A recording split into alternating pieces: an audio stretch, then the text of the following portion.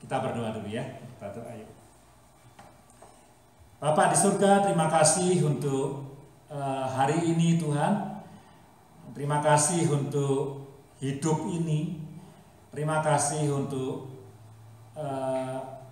Engkau, Tuhan kami, being who you are, faithful God, loving God, yang memelihara, yang menopang, yang melindungi kami semua, yang menyerahkan tubuh dan jiwamu mati di kayu salib untuk menebus dosa kami. Terima kasih Tuhan Yesus. Kalau sebentar firman akan diberitakan, siapkan hati kami Tuhan Yesus, supaya hati kami menjadi tanah yang subur, supaya firman Tuhan yang dibagikan itu bisa bukan hanya memuaskan telinga, memuaskan otak kami, tapi juga nyata dalam kehidupan kami, memuliakan nama Tuhan.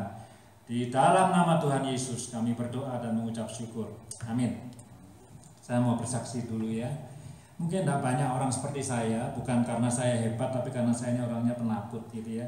Jadi setiap kali saya mau kerja, mau berangkat kerja, itu saya berdoa takut gitu ya. Saya takut apa? Salah satunya, saya takut dalam pekerjaan itu saya mencelakai diri saya sendiri gitu ya. Serius, karena beberapa minggu yang lalu teman saya baik mencelakai dirinya sendiri. Jadi ada tulang jempolnya yang patah ya, dibawa ke emergency.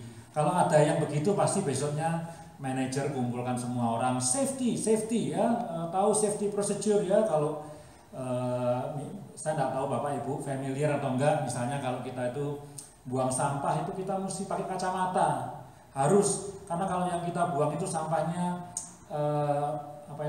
beling gitu ya, beling itu kan kaca gitu, kita lempar, kacanya lompat, dia tidak mau ada apa-apa dengan mata kita. Jadi kalau dan di situ ada CCTV-nya kan, saya pernah sekali nggak sengaja lupa kan, kalau saya kerja kacamata selalu di sini ya, ada yang pakai kalung ya, karena setiap buang mesti kacamata.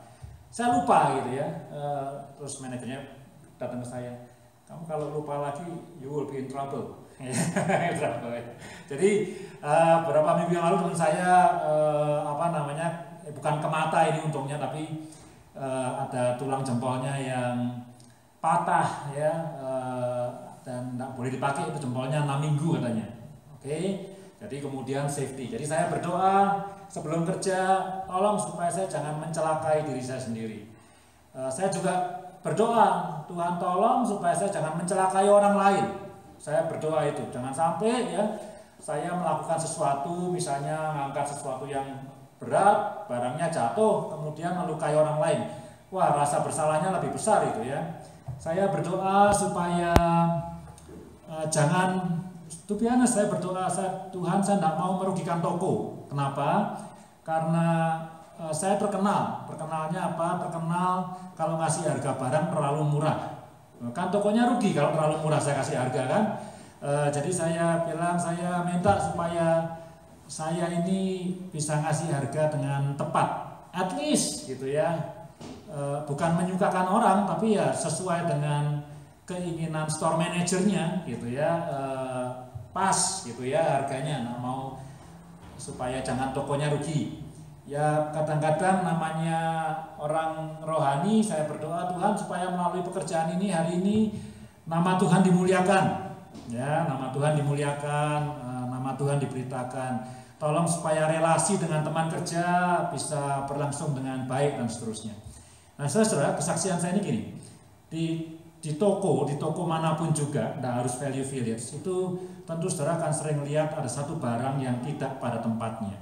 Ya, itu biasa customer beli pakaian, ngambil pakaian, terus jalan-jalan kalau di Walmart atau Superstore beli grocery, kemudian sudah kumpulkan grocery di cart, lihat pakaiannya kayaknya kurang bagus nih ya, sama customer ditaruh di atas yang bukan tempatnya ya, males dia balikin ke tempatnya, nggak apa-apa ya kan, pembeli adalah raja, right? So itu haknya customer. Menurut saya itu bukan dosa yang bagaimana ya, itu haknya customer. Dia ngambil sesuatu, dia tidak kembalikan ke tempatnya. Pisang diambil, taruh di atas jeruk, bisa ya, jeruk diambil, taruh di atas apel biasa ya, odol diambil taruh di atas tempat mainan, is normal. Apalagi value village, right? Lebih kacau lagi ya, lebih semrawut lagi. Dan barang-barang yang di bawah tanggung jawab saya itu barang-barang yang tidak bisa di identify gitu ya. Pakaian punya departemen sendiri pakaian, right? Sepatu punya departemen sepatu, perhiasan punya departemen perhiasan, figurin itu patung-patung punya departemen, gelas punya departemen, cookware punya departemen. Semua yang tidak bisa di-identify dan ukurannya melebihi 50 cm taruh di tempat saya. Segala macam, pokoknya barang kalau ukurannya di atas 50 cm, naturally furniture akan ada di situ. Tapi nggak cuma furniture, misalnya kursi camping taruh tempat saya gitu ya. Apalagi vas bunga yang lebih dari 50 cm taruh tempat saya, segala macam gitu ya. Nah, saudara, jadi tempat saya itu seneng sih lihat barang-barang yang aneh-aneh. Saya seneng gitu. Kalau saya ditaruh kerja di pakaian mungkin bosen saya. Kalau taruh sepatu bosan, tapi ini bisa lihat barang yang aneh-aneh yang kita barangkali tidak tahu barang itu apa. Ya, saya pernah terima sapu gitu, saya taruh di situ kan, manajer saya bilang, tahu nggak ini apa? Ya sapu. Bukan, ini bukan sapu, ini buat main curling tuh, tahu curling? Jadi ini bukan sapu. Jadi jangan taruh di sebelah sapu, ini taruhnya di sporting goods dekat-dekat raket sana. itu buat orang main curling tuh, bukan sapu itu ya. Saya belajar, oh ini yang namanya yang buat main curling seperti ini. Ya, saya belajar. Nah, saudara, jadi barang itu kalau pagi datang banyak yang salah tempat. Ya, di tempat saya bisa ada pakaian, ada sepatu. Waktu kita kerja, saya bukan mengatakan kita hebat. Di mana-mana waktu kita kerja itu limited dan kita mesti mengerjakan banyak sekali hal.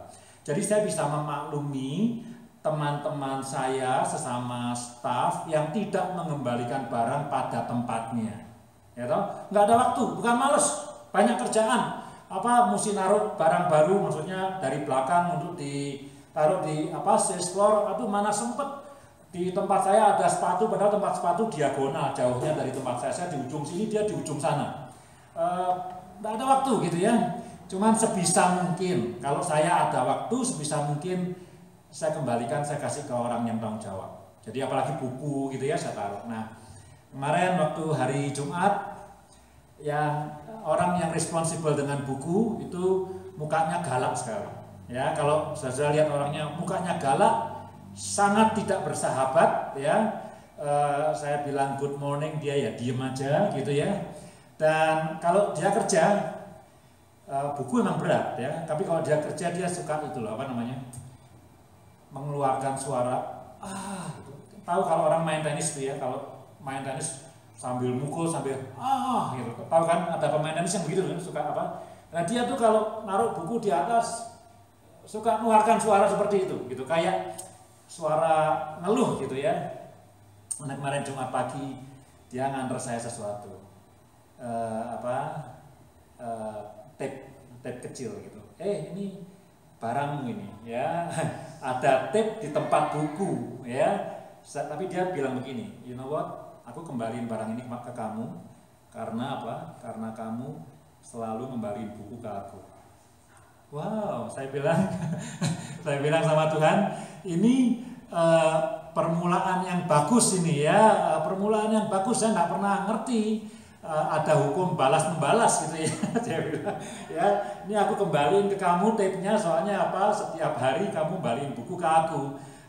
Yang jatuh di tempat saya gitu ya, yang ditinggal orang tempat saya.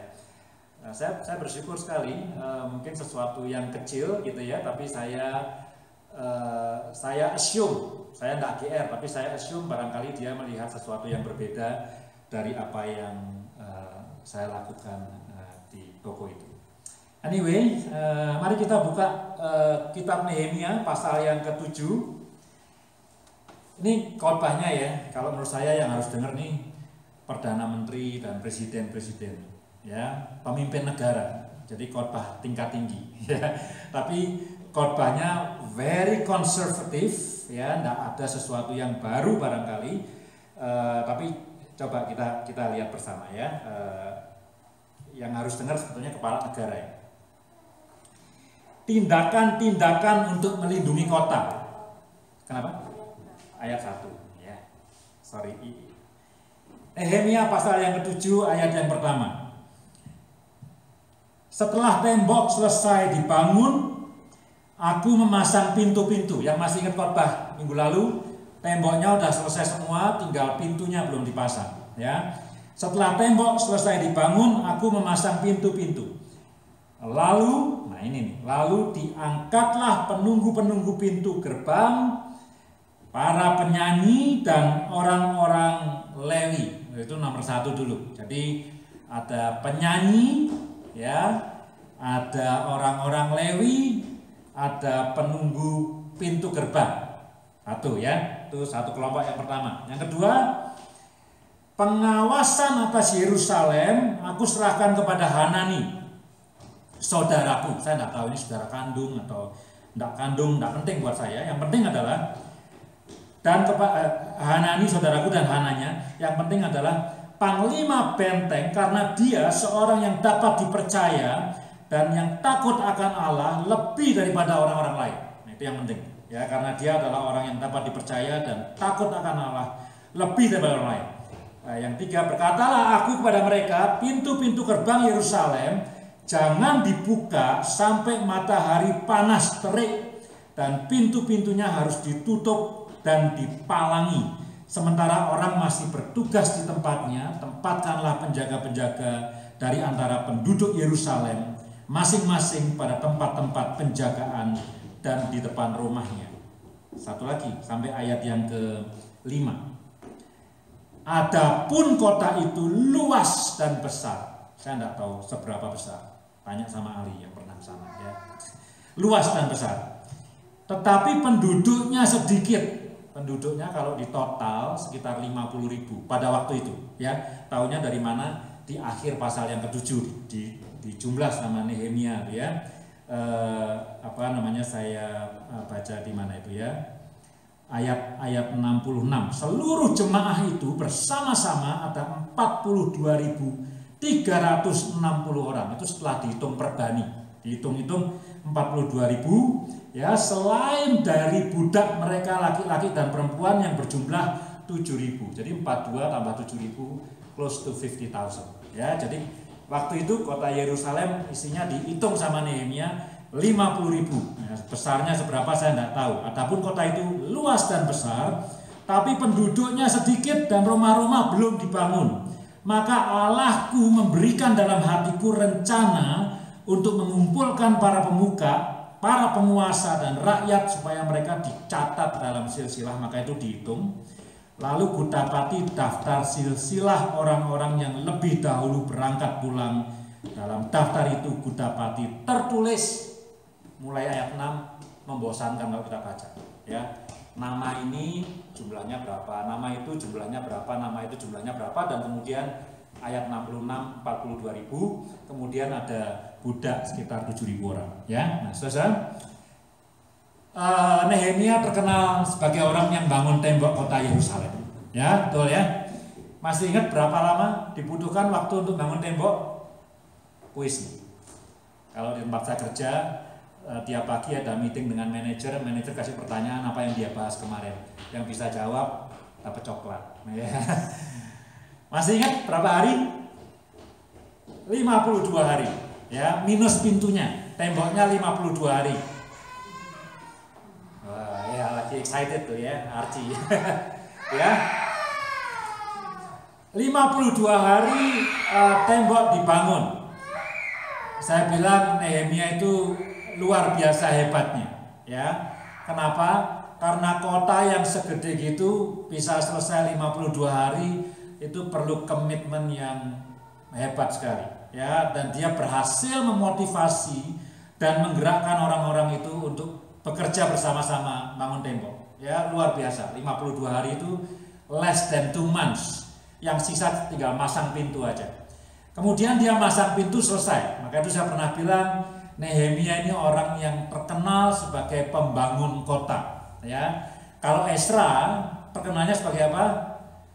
dia pembangun bait suci. Jadi Nehemia bangun temboknya, Ezra bangun kembali kehidupan rohani orang Israel. Saya pernah ngomong beberapa minggu yang lalu gitu ya soal Nehemia dan Ezra, dan kemudian Ezra, masih ingat.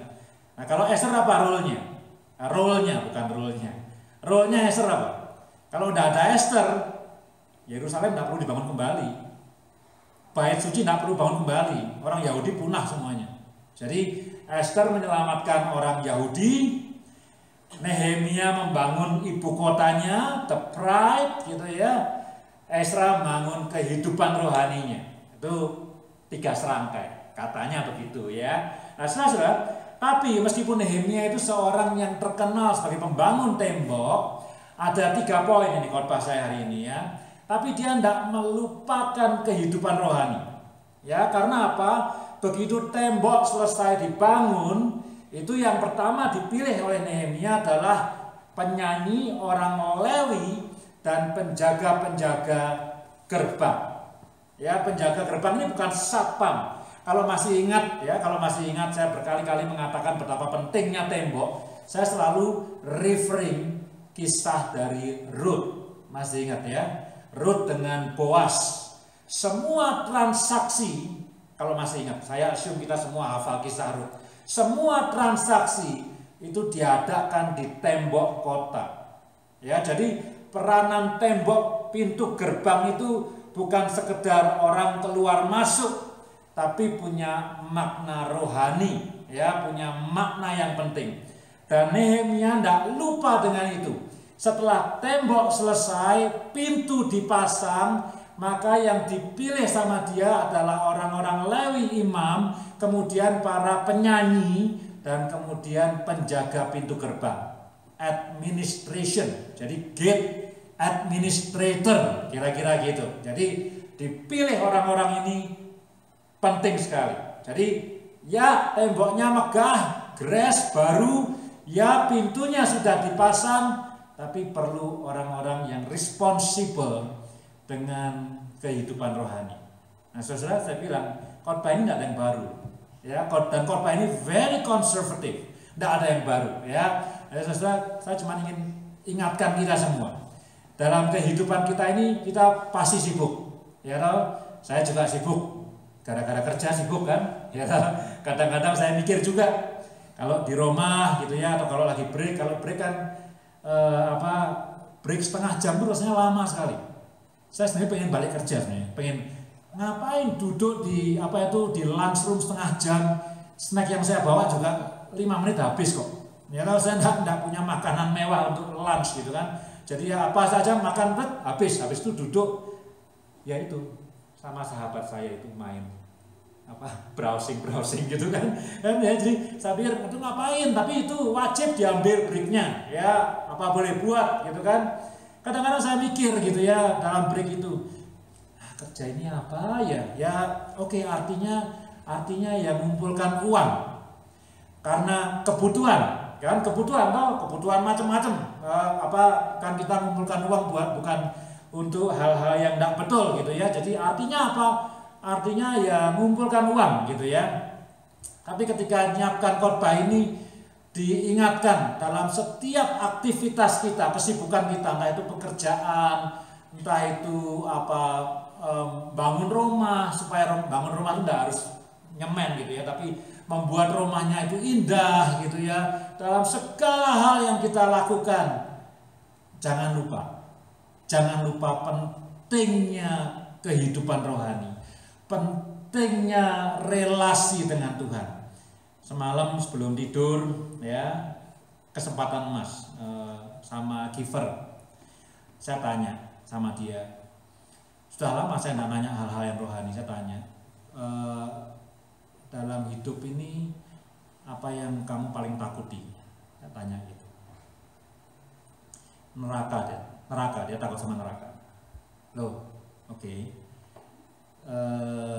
Lawannya apa? Surga. Gimana caranya supaya masuk surga? Percaya Yesus, dan tahu dia. Jadi dia kalau gitu-gitu sudah tahu. Terus tak tanya, kamu percaya Yesus? Percaya deh. Nah, terus kenapa kok takut sama neraka? Nah, gitu kan? ya itu dialog ya, dialog gitu. Lalu saya jelaskan ya apa itu percaya. Saya bilang sama dia, kalau dalam iman Kristen percaya itu bukan cuman I know, saya bilang gitu, bukan cuman I know God can save me. Ya, saya cerita basic, cerita-cerita yang dulu saya diceritain waktu saya masih SD tentang bagaimana supaya bisa diselamatkan gitu ya. Jadi saya cerita, tidak lama karena setelah itu dia ngantuk dan dia tidur. Tapi saya treasure that short conversation gitu ya, dimana saya sedikit bisa ngomong soal hal-hal yang rohani dengan dia. Ya, saya tidak pernah tahu apa akibatnya atau barangkali tidak pernah ada bekasnya. Cuma tadi pagi bangun saya tanya, masih ingat nggak kemarin kita ngobrol apa? Oh masih ingat katanya, kita ngobrol soal surga dan neraka. Ya oke ya, saya bersyukur dia masih ingat akan hal itu.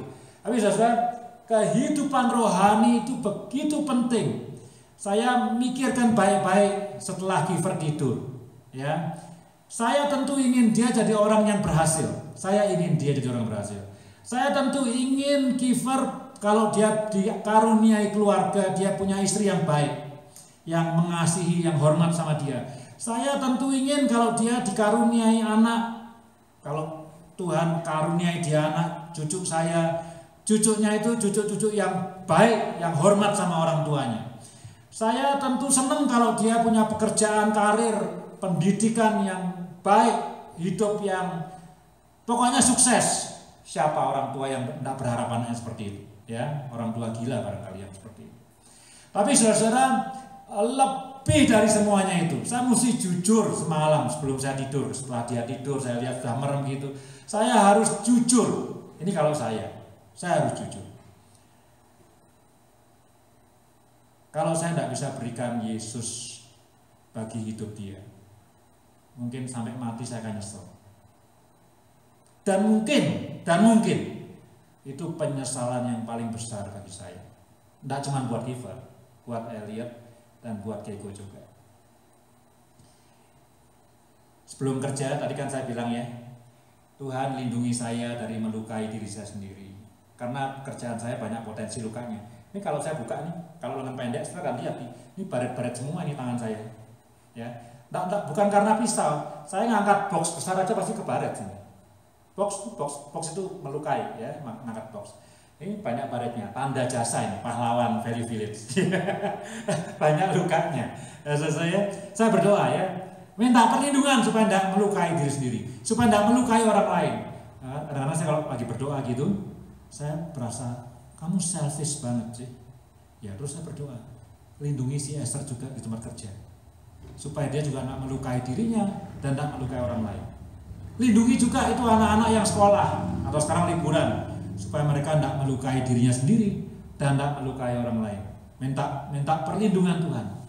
Tapi saudara, lama-lama saya berpikir begini, kok kamu cuma berdoa untuk minta perlindungan jasmani saja ya? Ya, doa dong, minta supaya Tuhan juga melindungi jiwa dan roh mereka. Wah, saya discovery demi discovery gitu ya. To be honest, pekerjaan di Value Village itu help me to grow in my own faith. Jadi sekarang setiap pagi saya berdoa sebelum kerja.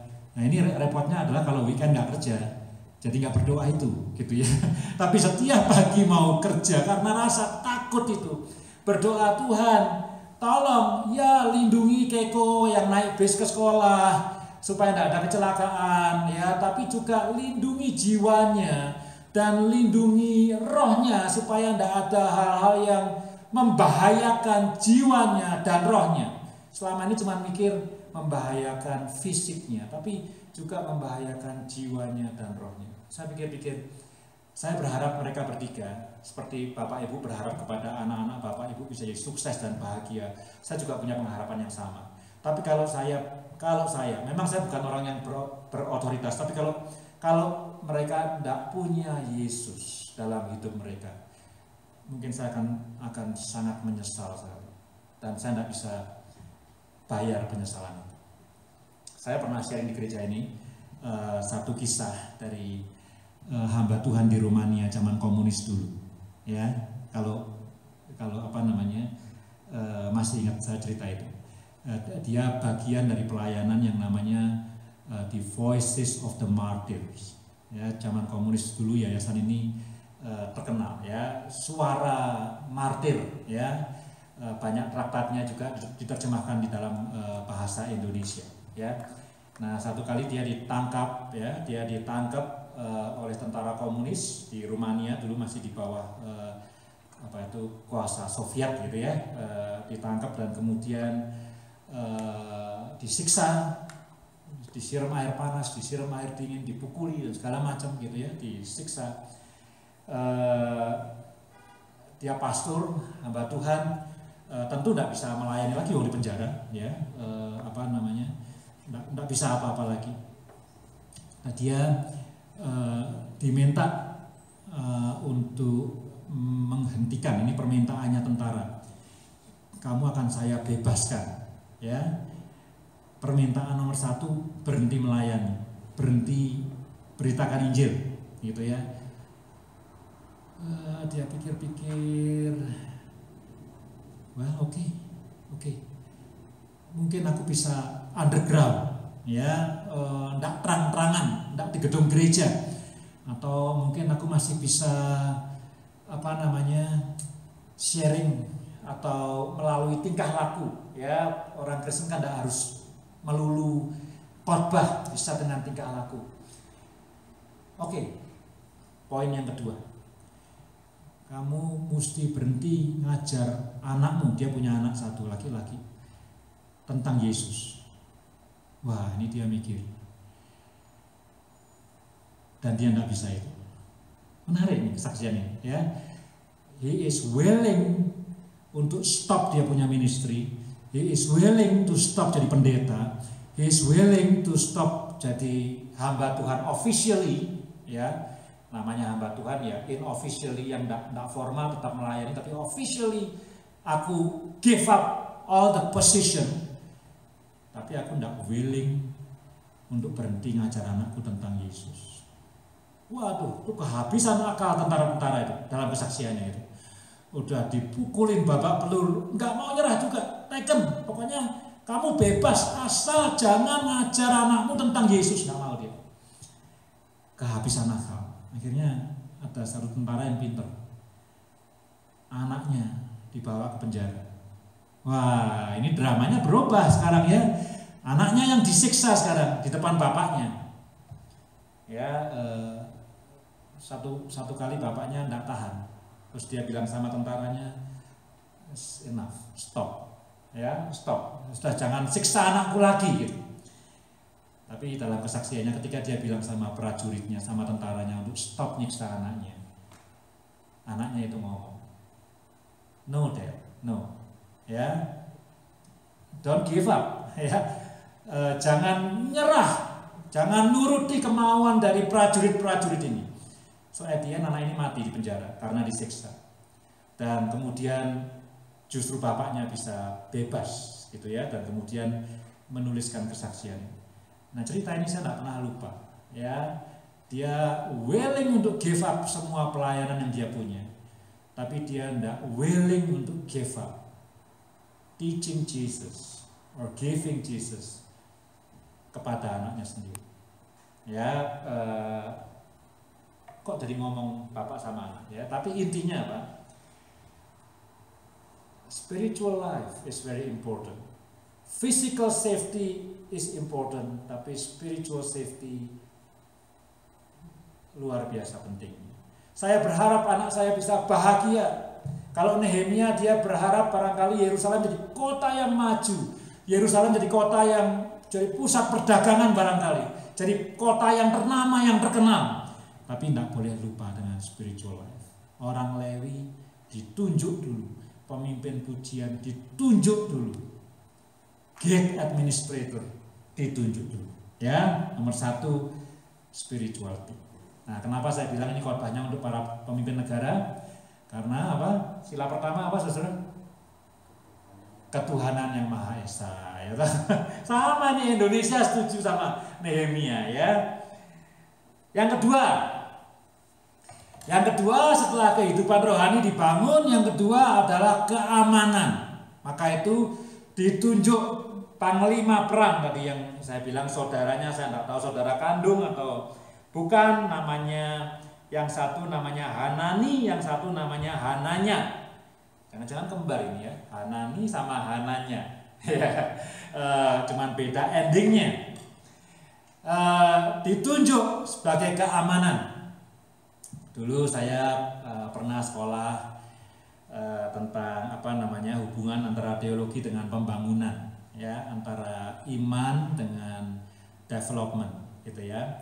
Nah, salah satu tesis, bukan tesis saya, tesis itu salah satu teori mengatakan bahwa untuk negara-negara berkembang di Asia dan di Afrika dan di Amerika Latin, supaya negara itu maju dan sukses, maka negara itu harus dipimpin oleh seorang militer. Ini teori, yang bikin bukan orang Indonesia, ini teori. Kalau negaranya maju seperti Amerika, seperti Kanada, seperti negara-negara Eropa Barat, Perdana Menteri nggak harus jenderal, ngapain jenderal ya? Orang sipil aja, ya, negara akan jalan dengan baik. Tapi kalau seperti Indonesia, wah harus Soeharto, harus jenderal yang kuat, gitu ya. Karena apa? Karena regardless korupsi dan yang lain-lainnya, negara yang masih berkembang itu perlu dipimpin dengan style dan gaya yang keras supaya mereka itu bisa diatur dan teratur, ya. Dan ada buktinya, ya. Lihat negara-negara berkembang yang dipimpin oleh sipil pasti sebentar demo lagi. Lihat Indonesia 32 tahun, luar biasa kan? Loh, ini kita bukan memuji Pak Harto ya, tapi itu jasa-jasanya 32 tahun. Kalau seandainya yang mimpin orang sipil, nah 2 tahun ganti lagi, 2 tahun ganti lagi, 2 tahun ganti lagi. Kapan pembangunannya? Ya toh, karena butuh rasa aman, butuh keamanan untuk bisa ada pembangunan yang lancar. Untuk orang mau investasi, ceritanya gitu ya. Kalau tidak ada keamanan, orang tidak mau investasi. Kan teorinya seperti itu kan. Sekarang zaman udah berubah ya. Tapi dulu waktu saya zaman sekolah, tesisnya adalah kalau negara itu bukan negara maju, kalau dia dipimpin oleh militer, dia bisa mulai membangun, gitu ya. Yerusalem dikasih sama panglima perang Hanani dan Hananya, ya, orang yang kuat. Tugasnya apa? Tugasnya untuk menciptakan keamanan. Dan mereka dipilih karena 2 alasan. Ini penting sekali. Tentu mereka orang yang hebat, mereka orang yang hebat perangnya, mereka orang yang barangkali jenderal, sekolahnya bagus soal keamanan, tapi mereka juga orang yang terkenal takut sama Tuhan, dan mereka orang-orang yang dapat dipercaya. Maka itu saya bilang khotbah hari ini tidak ada yang aneh, ya, just plain. Bagaimana Nehemia memilih orang adalah orang yang dapat dipercaya, nomor 1, dan nomor 2 adalah orang yang takut akan Tuhan. Saya baca ini kok mirip-mirip juga ya, mirip sama Paulus, ya kan? Paulus itu waktu memuridkan orang, ya, kalau kita bicara pemuritan, by the way, ada yang nggak tahu pemuritan ya di sini? Tahu ya? Semoga tahu ya. Ini penting loh, karena apa? Karena Yesus mengatakan kepada kita, kepada murid-muridnya, jadikanlah semua bangsa muridku. Sebelum dia naik ke surga, itu udah the very last command dari Yesus, jadikan semua bangsa murid. Jadi bayangin ya, kalau Bapak kita mati, 5 detik sebelum mati, dia bilang sama kita pesan sesuatu. Waduh, pentingnya kayak apa ya? Ya beneran. Ya, 5 detik kemudian dia mati. Betapa pentingnya itu. Yesus mungkin udah kalau roket itu ya, apinya udah keluar nih di bawah, roketnya udah mau terbang. Dia bilang sama murid-muridnya, jadikanlah semua bangsa muridku. Terus naik roketnya.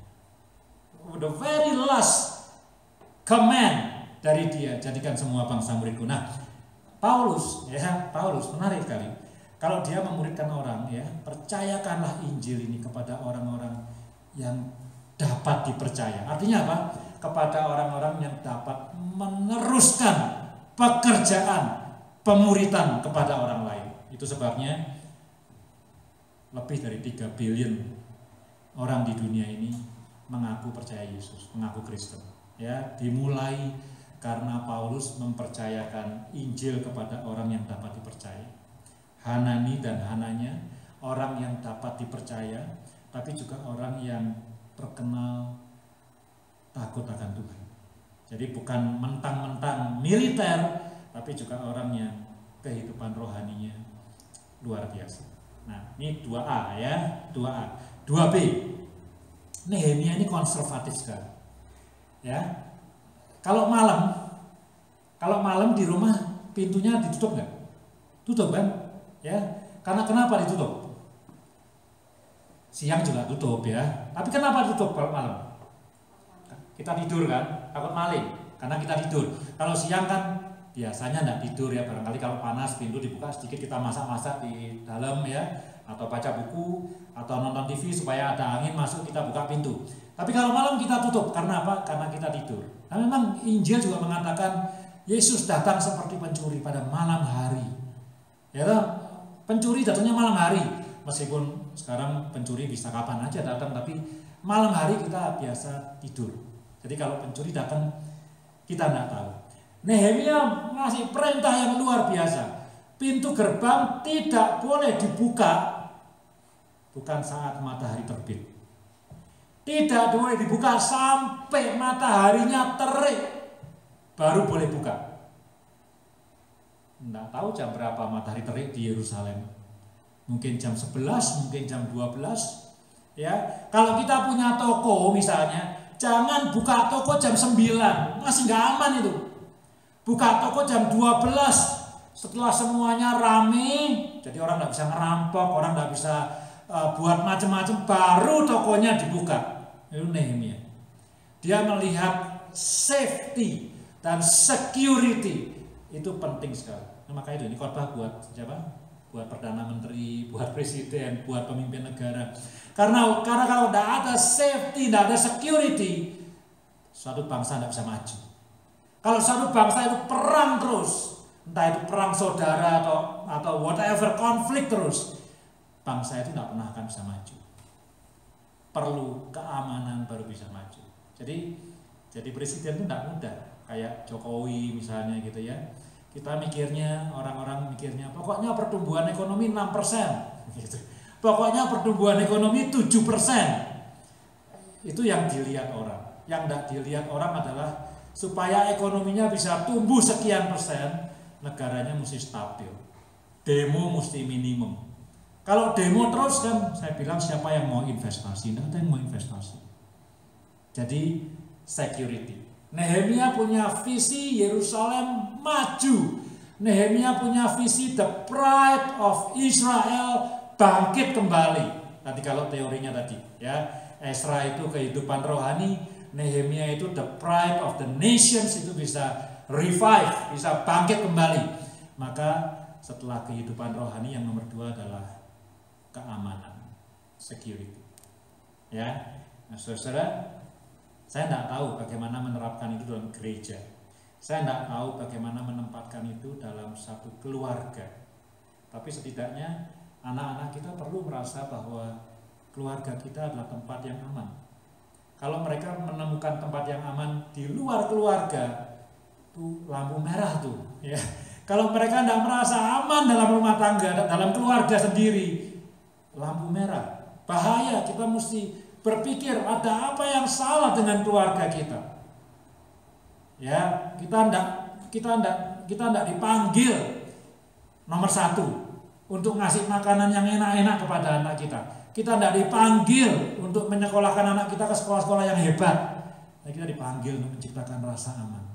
Supaya anak-anak itu kalau di rumah merasa dikasihi, merasa dihargai, merasa dihormati, merasa disayangi oleh orang tuanya, oleh siblingnya. Tugas kita.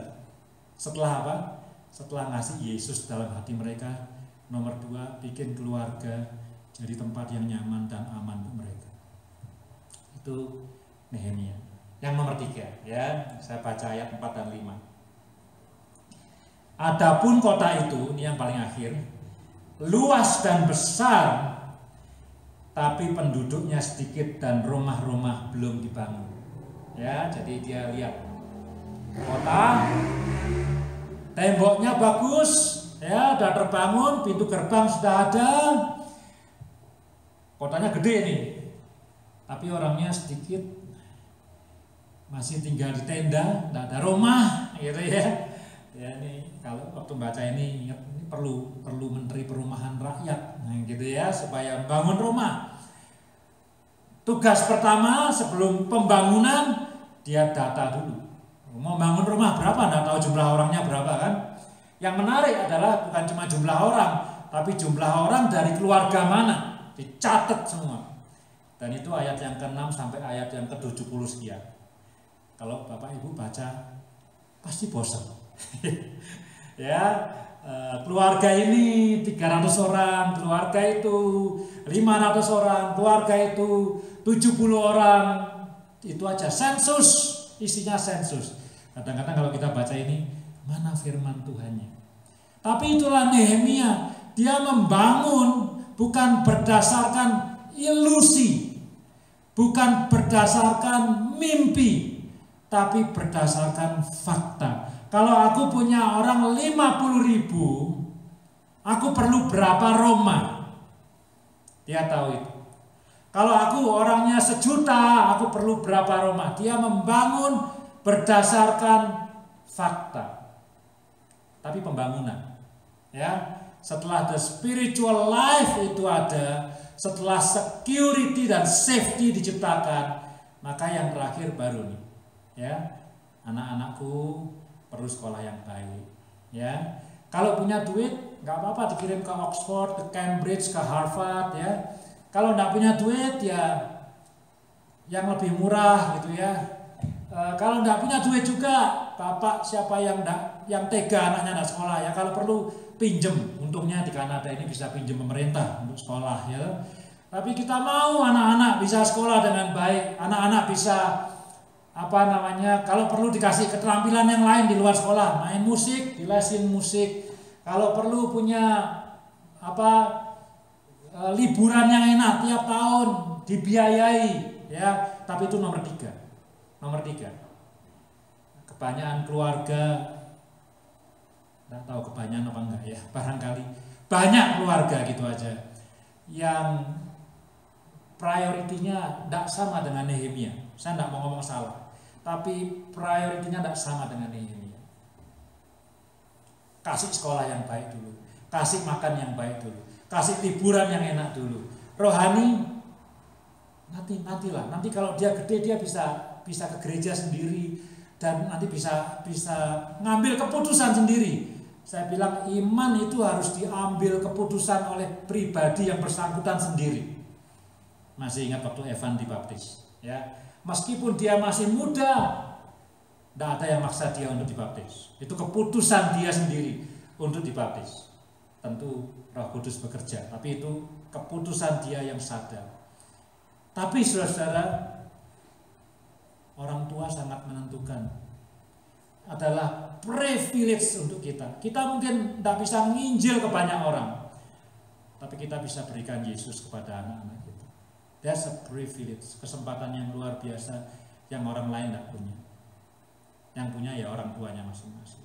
Ya saudara ya, jadi sudah kehidupan rohani terbangun, keamanan terbangun, baru pembangunan yang lainnya, pembangunan ekonomi, pembangunan pendidikan, pembangunan kesejahteraan, welfare baru dimulai. Ya, menarik ya. Barangkali relevan enggak? Bapak Ibu kan bukan Perdana Menteri ya, bukan presiden ya, bukan pemimpin negara. Tapi firman ini speaking to me as the head of a family. Ya, saya stuck dan saya bersyukur conversation kemarin dengan Kiefer. Kalau sampai saya bukan saya yang berjasa, bukan. Tapi kalau saya bisa berikan segala sesuatu yang saya bisa berikan kepada Kiefer, tapi saya tidak bisa berikan Yesus kepada dia.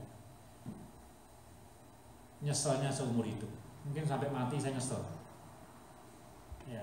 Kecuali saya lihat ada orang lain yang sharing Injil kepada dia dan dia kemudian bertobat. Who knows? Mungkin memang yang berhasil untuk sharing Injil kepada dia bukan orang tuanya sendiri. Tapi saya somehow merasa kalau saya berikan dia mobil yang dia suka, Ferrari, saya berikan dia rumah yang gede, saya berikan dia pendidikan yang luar biasa baiknya, tapi dia tidak percaya Tuhan Yesus, betapa merananya hati saya, betapa sedihnya hati saya.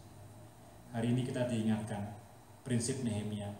Tembok sudah jadi, tugas sudah selesai, next kehidupan rohani. Habis itu bikin keluarga jadi tempat yang aman dan nyaman untuk anak-anak bisa growing, dihormati, disayang.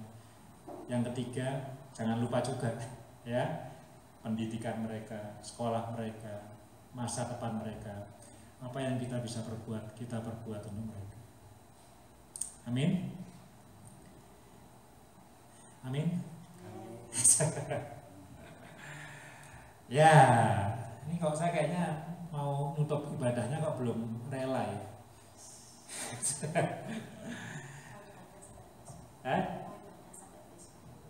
Kenapa?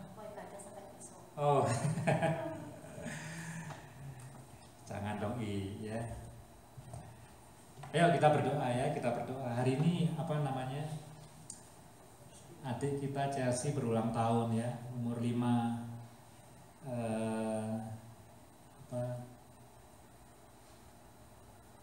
Saya enggak hafal sebetulnya ulang tahunnya, tapi gara-gara ulang tahunnya hari ini, insya Allah gitu ya, semoga saya enggak lupa lagi.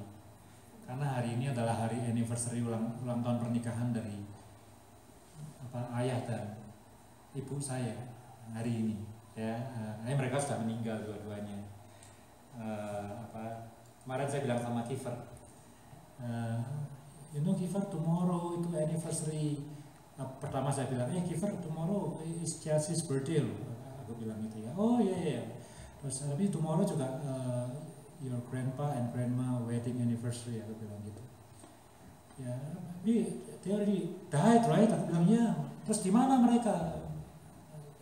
Bilang di surga. Loh, kok kamu tahu dia mereka di surga? Taunya dari mana? Gitu ya. Nah, kemudian kita that opportunity ya, kesempatan untuk sharing mengenai bagaimana orang tua saya bertobat dan seterusnya is truly a privilege. Yuk kita bangkit berdiri, kita akhiri ibadah kita pada kita nanti merayakan Chelsea ya di bawah. Yuk kita berdoa.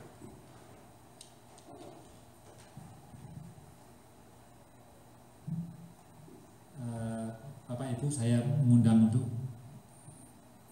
mengambil waktu sebentar, 1 menit cukup, untuk merenungkan firman yang tadi di-sharingkan dari Nehemia pasal yang ke-7 tentang prioritas dalam membangun Yerusalem. Coba adopting itu jadi priority, jadi prioritas dalam membangun keluarga kita. Kehidupan rohani itu nomor 1. Keamanan, security, baik itu keamanan jasmani, keamanan jiwani, keamanan rohani. Anak-anak bisa menemukan bahwa dalam keluarga mereka bisa dihargai, diterima, bisa bertumbuh dengan sehat. Dan kemudian pembangunan, development, education, welfare. Mungkin khotbahnya sepertinya biasa, tapi mari kita renungkan bagaimana kita nyusun priority dalam keluarga kita, dalam kehidupan keluarga kita.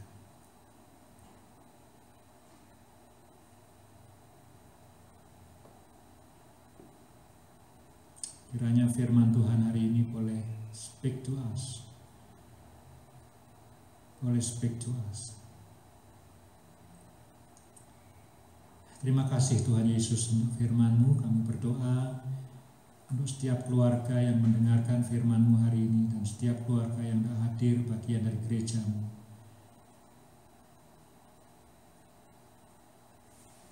supaya dalam keluarga-keluarga yang related dengan House for All Nation di Calgary, Tuhan, ada kehidupan rohani yang sehat. Di sana Yesus menjadi Raja, di sana Yesus menjadi landasan, di sana Yesus menjadi sosok yang dipercaya, yang menyelamatkan, yang melindungi, yang menopang, yang menyokong, yang menjadi terutama, menjadi alasan yang terutama untuk setiap keputusan yang diambil.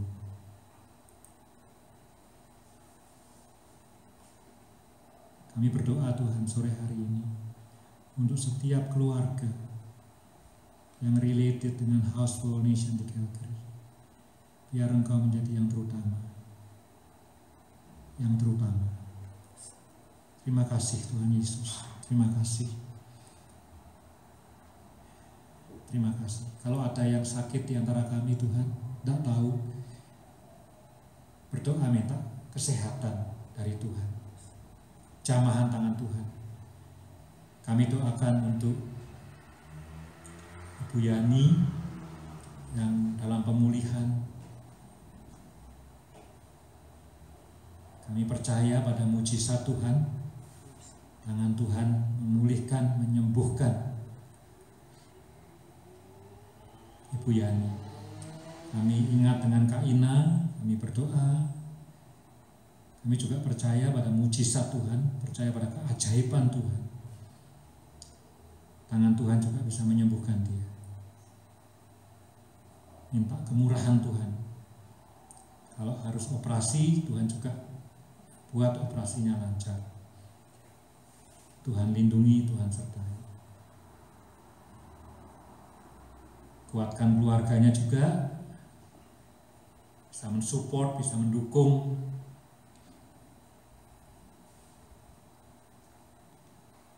Untuk proses yang harus dilalui, untuk kesembuhan, untuk treatment semuanya Tuhan. Kami serahkan dalam tangan-Mu Tuhan Yesus. Terima kasih Bapa. Kalau ada yang dalam pergumulan hidup yang kami tidak tahu apa itu, mungkin bukan kesehatan tapi pergumulan-pergumulan yang lainnya, hamba juga berdoa Tuhan sore hari ini. Mohon supaya tangan Tuhan menolong, memberikan jalan keluar. Biar mata kami terbuka dan hati kami rela untuk taat kepada jalan yang Tuhan sediakan. Terima kasih Tuhan Yesus. Jemaat, terimalah berkat Tuhan. Kiranya damai sejahtera dari Allah Bapa dan cinta kasih dari Anaknya yang tunggal, Yesus Kristus Tuhan kita, serta persekutuan di dalam Roh Kudus boleh menyertai hidup kita dari sore hari ini sampai Maranatha, Tuhan datang kembali. Amin. Amin. Tuhan memberkati. Sampai minggu depan.